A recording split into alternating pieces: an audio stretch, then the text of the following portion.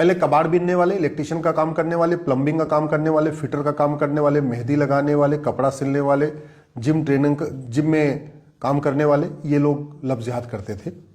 फेरी लगाने वाले लफ्ज़ जिहाद का काम करते थे, ऑटो चलाने वाले लफ्ज़ जिहाद का काम करते थे। लेकिन आज की डेट में doctor, engineer, professor, clerk, collector, कप्तान, कांस्टेबल, थानेदार, हवलदार, तहसीलदार भी लफ्ज़ जिहाद करने लग गए। लखनऊ में एक डॉक्टर पकड़ा गया है जिसके मोबाइल से अब तक 15 लड़कियों को ट्रैप करने का पूरा उसमें व्हाट्सएप चैट मिली है।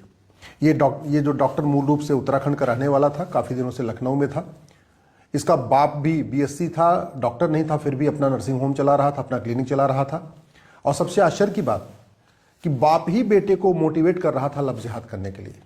और ये जो डॉक्टर है, डॉक्टर रमीजुद्दीन नायक, इसने लखनऊ में ही नहीं बल्कि आगरा, गाजियाबाद, नोएडा, कानपुर, वाराणसी की भी लड़कियों को ट्रैप किया। ये खुद डॉक्टर था, तो डॉक्टर लड़कियों को ट्रैप करता था, और लखनऊ में उसने एक बाकायदा प्रोफेसर को भी ट्रैप कर लिया था। अब तक उसके जो रिकॉर्ड मिले हैं वो 15 लड़कियों को ट्रैप करने के लिए मिले हैं। आप खुद सोचिए, डॉक्टर, पढ़ा लिखा, लखनऊ में केजीएमसी जो हॉस्पिटल है, वो लखनऊ में जो बेस्ट मेरिट होती है, पूरे यूपी की बेस्ट मेरिट के बच्चे जाते हैं लखनऊ में।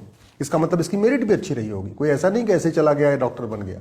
और इसके बावजूद सोच नहीं बदली, चुन चुन के हिंदू डॉक्टर बेटियों को ट्रैप करना, उनको लफ्ज़ जिहाद में फंसाना, उनको कन्वर्जन के लिए मजबूर करना, उनको कन्वर्जन के लिए मोटिवेट करना, ये इसका धंधा था। मैं गारंटी के साथ कहता हूं, अगर इसका narco polygraph brain mapping test किया जाए तो पता चलेगा इसको एक एक बेटी को ट्रैप करने के लिए कम से कम 25-25 लाख रुपए मिला होगा। अगर इसके बाप का narco polygraph brain mapping test किया जाए तो पता चलेगा इसको भारत के अंदर से बड़े बड़े मौलवी और विदेशों से भी इसको पैसा आ रहा होगा, और वो पैसा ये कहीं न कहीं कैश में रखा होगा या हवाला के जरिए आया होगा, जैसे भी होगा, लेकिन फंडिंग हो रही है। भारत में लफ्ज़ जिहाद की फंडिंग हो रही है, ड्रग जिहाद की फंडिंग हो रही है, घुसपैठ जिहाद की फंडिंग हो रही है, धर्मांतरण की फंडिंग हो रही है, और जनसंख्या विस्फोट की फंडिंग हो रही है। ये फंडिंग जो हो रही है वो तो बैंकों के जरिए आ रही है। क्यों? क्योंकि हमारा 1949 का जो बैंकिंग एक्ट है महा घटिया है, महा सड़ा हुआ है। मैं कई बार कह चुका हूँ, इस घटिया कानून को बदलिए, यूनिफॉर्म बैंकिंग कोड लागू करिए, नहीं तो बैंकिंग से जो भारत को बर्बाद करने की फंडिंग आ रही है, लफ्ज़ जिहाद, लैंड जिहाद, ड्रग जिहाद, घुसपैठ जिहाद, धर्मांतरण जिहाद की, वो फंडिंग नहीं रुकेगी। अगर भारत को सुरक्षित बनाना है, लफ्ज़ जिहाद, धर्मांतरण रोकना है, तो जो एफसीआरए के जरिए फंडिंग आ रही है इसको रोकना पड़ेगा। वो तभी रुक सकता है जब 2010 का जो कांग्रेस का एफसीआरए कानून, इसको खत्म कर दिया जाए। जब तक ये खत्म नहीं होगा तब तक लफ्ज़ जिहाद, धर्मांतरण की फंडिंग नहीं होगी। और एक बात याद रखिएगा, प्रतिदिन 1000 बेटियां लफ्ज़ जिहाद का शिकार हो रही हैं, और प्रतिदिन 1500 हिंदू परिवारों का धर्मांतरण हो रहा है। 1000 बेटियां लफ्ज़ जिहाद का शिकार हो रही हैं, इसका मतलब साल में लगभग 3.5 लाख बेटियां लफ्ज़ जिहाद का शिकार हो रही हैं। ऐसे ही 1500 परिवारों का पर डे कन्वर्जन हो रहा है, यानी प्रतिदिन 10,000 हिंदुओं का धर्मांतरण हो रहा है, और साल में 40 लाख हिंदुओं का धर्मांतरण हो रहा है। और ये सारा का सारा धर्मांतरण फंडिंग करके हो रहा है, बाकायदा ट्रैप किया गया है। कुछ दिन पहले मथुरा में एक ऑटो चलाने वाला पकड़ा गया था, उसको 50 लड़कियों का टारगेट मिला था, उसने 23 लड़कियों को ट्रैप भी कर लिया था। इस डॉक्टर को मुझे नहीं पता कि कितना का टारगेट लिया इसने, लेकिन 15 लड़कियों को अब तक ये ट्रैप कर चुका है। सोचिए, डॉक्टर है, इसके पहले प्रोफेसर का लफ्ज़ जिहाद का केस आ चुका है, इंजीनियर का लफ्ज़ जिहाद का केस आ चुका है, बैंक मैनेजर का लफ्ज़ जिहाद का केस आ चुका है, हवलदार, थानेदार के कई केस आ चुके हैं लफ्ज़ जिहाद के, तहसीलदार, पेशकार के लफ्ज़ जिहाद के केस आ चुके हैं। ये जो लफ्ज़ जिहाद है ये कड़वी सच्चाई है। तो डॉक्टर भी लफ्ज़ जिहाद कर रहा है, कंपाउंडर भी लफ्ज़ जिहाद कर रहा है, प्रोफेसर भी लफ्ज़ जिहाद कर रहा है, इंजीनियर भी लफ्ज़ जिहाद कर रहा है, और बड़े प्लान्ड वे में कर रहा है। इस लफ्ज़ जिहाद की फंडिंग हवाला के जरिए होती है, और हवाला तभी खत्म होगा जब 100 रुपये से बड़ी नोट बंद होगी और ये घटिया मनी लॉन्ड्रिंग एक्ट बदलेगा। नहीं तो हवाला नहीं रुकेगा, और हवाला नहीं रुकेगा तो लफ्ज़ जिहाद, धर्मांतरण नहीं रुकेगा। हवाला, इस लफ्ज़ जिहाद और धर्मांतरण की जो फंडिंग होती है वो काले धन से होती है, और काला धन तभी रुकेगा जब 1000 रुपये से ऊपर कैश लेन देन को बंद कर दिया जाए, और इस घटिया कानून को बदला जाए, और ब्लैक मनी रखने को जघन्य अपराध घोषित किया जाए। भारत में जो ये जिहाद करते हैं, लफ्ज़ जिहाद, धर्मांतरण कराते हैं, इनको बेनामी फंडिंग होती है, और वो तभी रुकेगी जब 10,000 रुपये से ऊपर प्रॉपर्टी को आधार से लिंक कर दिया जाए, और इस बेनामी प्रॉपर्टी एक्ट को बदला जाए, और बेनामी लेन देन को जघन्य अपराध घोषित किया जाए। भारत में जो जितने भी लफ्ज़ जिहाद, धर्मांतरण हो रहा है, इसकी फंडिंग ड्रग के कारण हो रही है। जो ड्रग से पैसा आ रहा है, नार्को पैसा आ रहा है, चाहे वो अफगानिस्तान से ड्रग स्मगलिंग का पैसा, या पाकिस्तान से ड्रग स्मगलिंग का पैसा, या म्यांमार या बांग्लादेश से ड्रग स्मगलिंग से पैसा आ रहा है, वो भी लफ्ज़ जिहाद, धर्मांतरण में खर्च हो रहा है। वो तभी रुकेगा जब कानून कठोर होगा। इसी तरीके से जो वक्फ बोर्ड 40 लाख एकड़ ज़मीन पे कब्जा कर रखा है, वहाँ से जो किराया आता है, वहाँ से जो पैसा आ रहा है, वो भी लफ्ज़ जिहाद और धर्मांतरण में खर्च किया जा रहा है। वो तभी रुकेगा जब सारी ज़मीनों की ऑडिट किया जाए और उसको वापस लिया जाए। लफ्ज़ जिहाद तब रुकेगा जो मज़हब के आधार पर हमने छूट दे रखी है।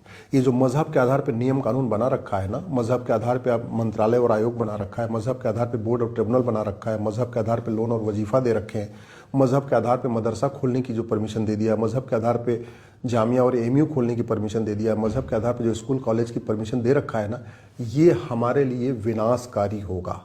इसलिए मैं कहता हूं, अगर देश को बचाना है तो लफ्ज़ जिहाद धर्मांतरण को रोकना होगा। और लफ्ज़ जिहाद धर्मांतरण तभी रुकेगा जब फंडिंग बंद होगी और मज़हब के आधार पर बने नियम कानून खत्म होंगे। लफ्ज़ जिहाद धर्मांतरण तभी रुकेगा जब ऐसी किताबें जो लफ्ज़ जिहाद धर्मांतरण को प्रमोट कर रही हैं उनको भारत में बैन कर दिया जाए और भारत में समान शिक्षा लागू किया जाए।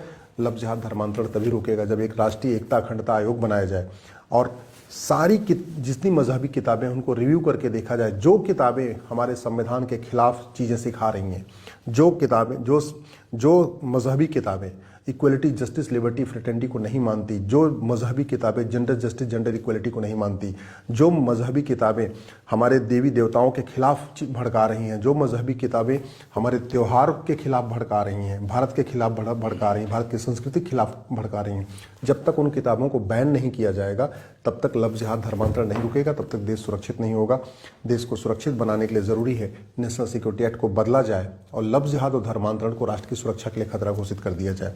अगर लफ्ज़ जिहाद धर्मांतरण रोकना है, अनलॉफुल यूएपीए जो एक्ट है इसको बदलना पड़ेगा और लफ्ज़ जिहाद और धर्मांतरण को अनलॉफुल एक्टिविटी डिक्लेयर करना पड़ेगा, तभी जाके रुकेगा। तू मैं करने से, आरोप प्रत्यारोप करने से, नूरा कुश्ती करने से, बतौलेबाजी करने से लफ्ज़ जिहाद और धर्मांतरण नहीं रुकेगा। और नहीं रुका तो लगातार घटेंगे। हम लगातार घट रहे हैं, बहुत तेज़ी के साथ घट रहे हैं। 9 राज्यों में पहले घट चुके हैं, 800 जिलों में से 200 जिलों में घट चुके हैं, 6000 तहसीलों में से 1500 तहसीलों में घट चुके हैं। और लफ्ज़ जिहाद धर्मांतरण जिस तेज़ी के साथ हो रहा है, बड़े प्लान्ड वे में हो रहा है, उससे डेमोग्राफी बहुत तेज़ी के साथ बदल रही है। अगर भारत को सुरक्षित बनाना है, लफ्ज़ जिहाद धर्मांतरण रोकना है, तो ऑर्गेनाइज क्राइम को डिफाइन करना पड़ेगा। सभी राज्यों के पास अपना अपना कानून है, लेकिन लफ्ज़ जिहाद और धर्मांतरण को हमने ऑर्गेनाइज क्राइम डिक्लेयर नहीं किया। हमने 150 साल के बाद बीएनएस बनाया है, लेकिन इस बीएनएस में न तो लफ्ज़ जिहाद के ऊपर कोई चैप्टर है, न धर्मांतरण के ऊपर कोई चैप्टर है। अगर देश को सुरक्षित बनाना है, लफ्ज़ जिहाद धर्मांतरण रोकना है, इस बीएनएस में एक चैप्टर ऑफेंस रिलेटिंग टू लफ्ज़ जिहाद, ऑफेंस रिलेटिंग टू कन्वर्जन, इसको डालना पड़ेगा। देश को सुरक्षित बनाना है, लफ्ज़ जिहाद धर्मांतरण रोकना है, तो सेक्शन 111 जो ऑर्गेनाइज क्राइम की धारा है उसको सुधारना पड़ेगा, उसमें अमेंडमेंट करना पड़ेगा और लफ्ज़ जिहाद धर्मांतरण को ऑर्गेनाइज क्राइम डिक्लेयर करना पड़ेगा। लफ्ज़ जिहाद धर्मांतरण को एक्ट ऑफ टेररिज्म डिक्लेयर करना पड़ेगा। सेक्शन 113 है, लेकिन हमने उसमें लफ्ज़ जिहाद धर्मांतरण को एक्ट ऑफ टेररिज्म डिक्लेयर नहीं किया। ऐसे सेक्शन 147 वेजिंग वॉर है, लेकिन उसमें भी हमने लफ्ज़ जिहाद धर्मांतरण को वेजिंग वॉर डिक्लेयर नहीं किया। सेक्शन 152 है जो हमारी संप्रभुता के लिए खतरा है, जो हमारी एकता अखंडता के लिए खतरा है, उसमें भी हमने लफ्ज़ जिहाद धर्मांतरण को शामिल नहीं किया है। इसलिए पूरे देश में कहीं की भी पुलिस न लफ्ज़ जिहाद करने और धर्मांतरण कराने वालों के खिलाफ सेक्शन 111 लगा रही है, न सेक्शन 113 लगा रही है, न सेक्शन 147 लगा रही है, न सेक्शन 152 लगा रही है। इसलिए इस किताब को बदलना ज़रूरी है। लफ्ज़ जिहाद धर्मांतरण तभी रोकेगा जब पूरे देश की पुलिस एक साथ एक तरीके से व्यवहार करेगी। अभी पुलिस सत्ता के गुलाम बनी हुई है क्योंकि 1861 का पुलिस एक्ट चल रहा है। इस पुलिस एक्ट को बदलना पड़ेगा, एक पुलिस चार्टर लागू करना पड़ेगा, पुलिस रिफॉर्म करना पड़ेगा, पुलिस की रिस्पॉन्सिबिलिटी अकाउंटेबिलिटी तय करना पड़ेगा। लफ्ज़ जिहाद धर्मांतरण तभी रुकेगा जब ऐसे जिहादियों की नागरिकता ख़त्म करने का प्रावधान बनेगा। मैं गारंटी के साथ कहता हूँ, जिस दिन हमने कानून बना दिया कि लफ्ज़ जिहाद और धर्मांतरण कराने वालों और उनके मददगारों की 100% संपत्ति जब्त होगी, उनकी नागरिकता खत्म होगी और साल भर के अंदर उनको आजीवन कारावास फांसी की सजा होना शुरू हो जाएगी। मैं गारंटी के साथ कहता हूँ 90% लफ्ज़ जिहाद भी रुक जाएगा, 90% धर्मांतरण भी रुक जाएगा, 1 साल के अंदर रुक जाएगा। लेकिन ये तू मैं करने, आरोप प्रत्यारोप करने, नूरा कुश्ती कतन करने, भाषणबाजी करने से नहीं रुकेगा। ये केवल और केवल फंडिंग रोकने से रुकेगा, कानूनों को बदलने से रुकेगा। इसलिए मैं आपसे हाथ जोड़ के निवेदन कर रहा हूँ, दल गुलामी छोड़िए, पार्टियों की गुलामी छोड़िए। आज के नेता 25 साल के बाद आपका मकान दुकान बचाने नहीं आएंगे।